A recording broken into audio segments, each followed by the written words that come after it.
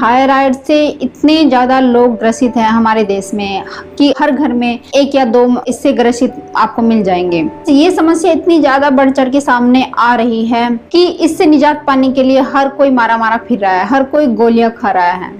Allopathy में तो इसका यही इलाज है कि आप डेली गोली खाओ और लास्ट तक खाते रहो। अब जानते हैं थायराइड होता क्या है, क्यों होता है, क्या इसका कारण है, क्यों ये हो रहा है और इसके होने के बाद क्या आपको लक्षण दिखाई देते हैं और इससे हमें छुटकारा कैसे मिल सकता है, ये सब आप इस वीडियो में जानेंगे। तो इस वीडियो में लास्ट तक जरूर बने रहिए। थायराइड होता क्या है?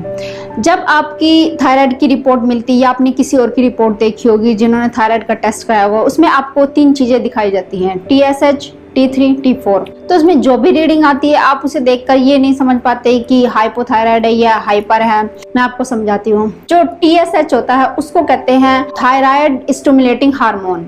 वो कहाँ पे होता है? वो इधर होता है, यहाँ इस साइड में सीधे और बीच में बिल्कुल सर के बीचों बीच ये ग्रंथि होती है। यहाँ पे आप लगा लीजिए, यहाँ पे और सर के बीचों बीच ये ग्रंथि होती है। TSH की जो रीडिंग लेते हैं वो यहाँ पे होती है ग्रंथि। तो वो क्या करती है, क्या उसका काम होता है? उसकी ग्रंथि थायराइड को स्टिमुलेट करने का हार्मोन निकालते हैं। वो यहाँ से होके यहाँ तक जाता है और यहाँ जो ग्रंथि होती है तितली जैसे आकार की यहाँ पे ग्रंथि होती है जिसमें T3 और T4 होते हैं जिनकी रीडिंग ली जाती है। ये ग्रंथि उसको सिग्नल भेजती है कि आप थायराइड हार्मोन निकालो। शरीर के फंक्शन चलाने के लिए उस हार्मोन की जरूरत होती है। वो हार्मोन बहुत ज्यादा लाभदायक होता है।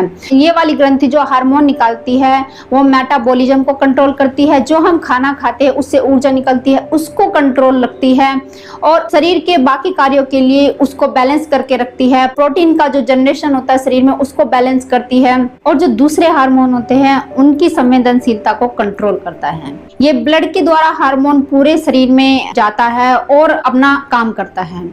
लेकिन जब ये ग्रंथि जो है वो हार्मोन किसी वजह से, जैसे कि हमारा खान पान बहुत ज़्यादा बिगड़ रहा है, रहने सहने के ढंग बहुत ज़्यादा बिगड़े हुए हैं, हम 24 घंटे AC में रहते हैं, हमें धूप नहीं लगती है, ऐसे घरों में रहते हैं जो पूरी तरीके से बंद है, कहीं से भी हवा नहीं मिल पाती, फ्रेश हवा नहीं मिलती है। शहरों में आपने देखा ही होगा कि घर इस तरह से बंद हुए हैं, उनमें 24 घंटे AC चलता है।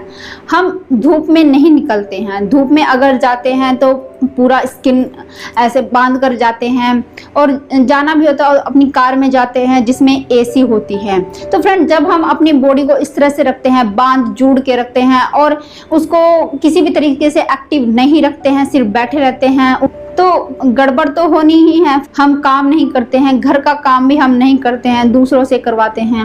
ऐसे माहौल में और ऐसे खान पान में अगर हमारे शरीर में बीमारियां नहीं होंगी तो क्या होगी? किसी भी कारण से ले लीजिए, जब हमारी ये ग्रंथि हार्मोन कम निकालती है तो ब्लड में कम हार्मोन जाता है तो हमारी पूरी बॉडी इस ग्रंथि को सिग्नल भेजती है कि भाई हार्मोन कम आ रहा है, शरीर का बैलेंस बिगड़ रहा है। TSH बढ़ जाता है और थायराइड हार्मोन कम हो जाता है। तो इसका मतलब क्या है? आपको हाइपोथायराइडिज्म की प्रॉब्लम हो गई है, यानी कि थायराइड की कमी हो गई है। लेकिन जब किसी वजह से, किन्हीं कारणों से ये थायराइड हार्मोन बढ़ जाता है, T3 T4 बढ़ जाता है, तो ब्लड सिग्नल भेज देता है माइंड को कि ये हार्मोन बढ़ गया, इसको कम करो। तो माइंड को सिग्नल जाता है तो TSH यहाँ से कम हो जाता है, क्योंकि ये बढ़ गया है तो वो कम हो जाता है। तो जैसे वो कम होता है तो इसका मतलब है कि हाइपरथायरॉयडिज्म की प्रॉब्लम आ जाती है। दोनों ही चीजें गलत है, या तो हाइपो हो या हाइपर हो, लेकिन है तो थायराइड ही। तो आप डॉक्टर के पास जाओगे, दोनों तरह की दवाई आपकी वो चला देंगे, क्योंकि दोनों को बैलेंस करना होता है। तो डॉक्टर तो आपको दवाइयाँ देने वाले हैं, लेकिन दवाइयों से इतना फायदा नहीं होता जितना नुकसान होता है। आप देखेंगे कि आपको बहुत ज्यादा थकान महसूस होती है दवाई के कारण भी। ये तो चलो दवाई के कारण जो भी साइड इफेक्ट होते हैं वो अलग चीज है, लेकिन जब आप थायराइड की प्रॉब्लम होती है तब क्या क्या आपको प्रॉब्लम्स आपके सामने नजर आती है। एक तो आपको थकावट दिन भर बनी रहेगी, आप कुछ भी खा लो, कुछ भी कर लो, आपकी थकावट कम नहीं होगी, वो बनी रहेगी। आपको नींद ज्यादा आएगी, सुस्ती ज्यादा आएगी और आपका जो हार्ट है वो तेजी से धड़कता है। कई बार तो आपको लगता है कि दिल ज़्यादा धड़क रहा है और आपकी स्किन जो है वो ड्राई होने लग जाएगी, क्योंकि अगर आपको हाइपोथायराइड है तो पसीना कम निकलेगा, तो इसकी वजह से स्किन ड्राई होने लगती है। अगर हाइपरथायराइड है तो आपको ज्यादा पसीना निकलता है, आपको गर्मी ज्यादा लगती है, बहुत ज्यादा आपको चिड़चिड़ापन रहता है, गर्मी ज्यादा लगेगी। जो भी आप खाना खाते हो आपको लगेगा कि आप भूखे हो, जल्दी से डाइजेस्ट हो जाएगा, आपके सारे काम जल्दी जल्दी होते हैं। हाइपरथायराइड में आपके सारे फंक्शन जो शरीर के वो जल्दी जल्दी से चलते हैं, तो इससे शरीर का बैलेंस बिगड़ जाता है। आपने देखा होगा कि कई बार आप खाना खा लेते हैं, फिर से आपको जल्दी से भूख लगने लगती है। तो जब आप देखते हैं कि जल्दी से काम हो रहे हैं तो माइंड के अंदर भी कई बार डिप्रेशन की शिकायत आने लगती है, कई बार ब्लड ज्यादा चला जाता है, सर में दर्द हो जाता है, कैल्शियम की कमी हो सकते हैं, कई बार ऐसा लगता है कि हाथ पैर ठंडे हो रहे हैं। तो ऐसे कई सिम्टम्स है जो आपके सामने आ सकते हैं। तो अगर आपको ऐसा कुछ लग रहा है तो आप जल्दी से जाके थायराइड का टेस्ट कराइए। फिर अगर आपका थायराइड निकलता है तो क्या क्या आपको सावधानी करना है। आपको तला भुना भोजन नहीं लेना है, जो बाहर का बासी भोजन हो और तला भुना हो तो ऐसे भोजन को आप हमेशा के लिए बंद कर दीजिए। आपको अगर जल्दी से अच्छा होना है तो ताजे फ्रूट्स खाइए, फल सब्जी इनको शामिल कर लीजिए जिनमें ज्यादा से ज्यादा न्यूट्रिशन हो। आपको 2-3 चीजें हैं जो बिल्कुल अवॉइड करनी है। आपको बंद गोभी नहीं खानी है, ब्रोकली नहीं खानी है, और सोयाबीन से बने प्रोडक्ट कोई भी हो वो आपको बिल्कुल भी नहीं लेने हैं। फिर आप दही ले सकते हो, दूध या दूध से बने प्रोडक्ट आप ले सकते हैं, लेकिन वो घर में बने हुए ये आप देख लीजिए। फिर आपको योगा, एक्सरसाइज ये सब अपनाने हैं। आपको डेली अपनी बॉडी को एक्टिव रखना है और थोड़ी देर की धूप आपको जरूर लेनी है। सुबह की जो धूप होती है, जब ज्यादा धूप नहीं होती, कम से कम आधा घंटा या 1 घंटे की धूप जरूर लेनी है। उसमें आप हल्के कपड़े पहन के धूप में जाइए, जहां भी आपको खुला वातावरण हो या आपकी छत पे हो या कहीं भी आप ऐसी जगह पे जा सकते हैं जहाँ पे आपको अच्छे से धूप मिल जाए।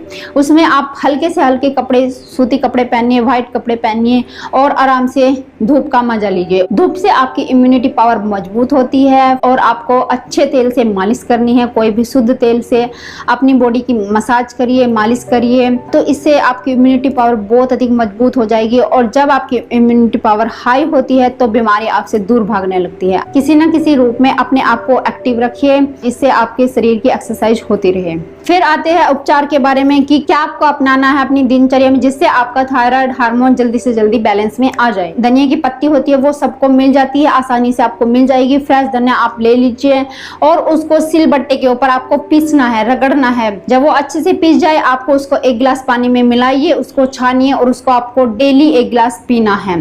अगर आपको फ्रेश धनिया नहीं मिलता है या किसी दिन ऐसा हो जाता है कि आपके पास फ्रेश धनिया नहीं है तो आप सूखे धनिया के बीज होते हैं उसको पानी में डालकर रात को रख दीजिए। सुबह उठकर उसको सिलबट्टे पे पीस लीजिए, फिर उसको पानी में घोलना है, पानी को छानना है और उस 1 गिलास पानी को आप पी लीजिए। धनिया का प्रयोग आपको डेली करना है, इससे आपका थायराइड हार्मोन जल्दी से जल्दी बैलेंस में आ जाएगा।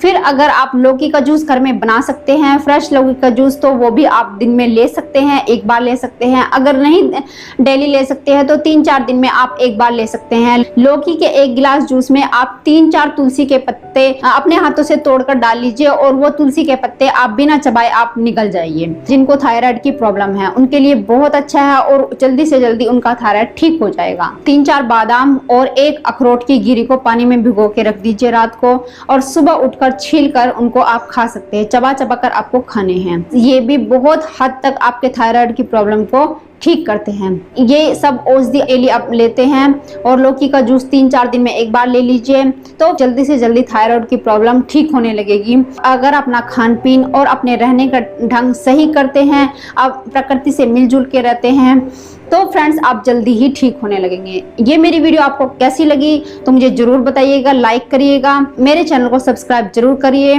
फिर मिलती हूँ अगली वीडियो में, तब तक के लिए बाय।